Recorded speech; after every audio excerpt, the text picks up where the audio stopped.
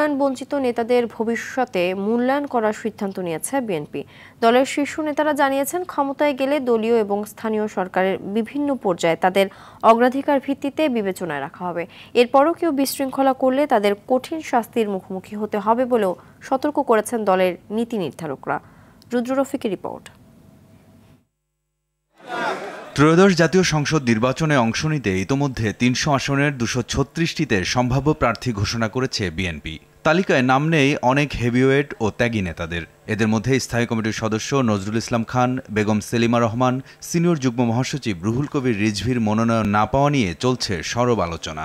তবে দলের নীতি নির্ধারকরা বলছেন, হেভিওয়েটদের মধ্যে কেউ কেউ নির্বাচনে অংশ নিতে আগ্রহী নন। ত্যাগী নেতা বলে যাদেরকে ইঙ্গিত করা হয় তাদের মধ্যে কয়েকজন নির্বাচনে চাননি, যেমন নজরুল ইসলাম খান, রুহুল কবির রিজভী, তারা মনোনয়ন চাননি, তারা নির্বাচন করতে আগ্রহী না। বিএনপির প্রাথমিক তালিকা থেকে আলোচিতদের মধ্যে আরও বাদ পড়েছেন আওয়ামী সরকারের দায়ের করা প্রায় ৫০০ মামলার আসামি দলটির যুগ্ম মহাসচিব হাবিবুন নবী খান সোহেল, চেয়ারপারসনের উপদেষ্টা আব্দুস সালাম, মোয়াজ্জেম হোসেন আলাল, ভাইস চেয়ারম্যান আসাদুজ্জামান রিপন, শামসুজ্জামান দুদু, আন্তর্জাতিক বিষয়ক সম্পাদক নাসির উদ্দিন আহমেদ অসীম, সাবেক সংসদ সদস্য রুমিন ফারহানা।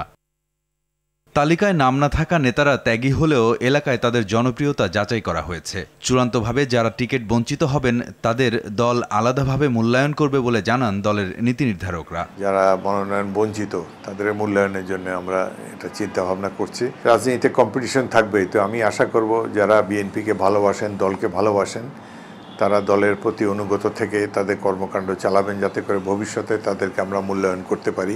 এ ব্যাপারে তারা যেন সচেতন থাকেন।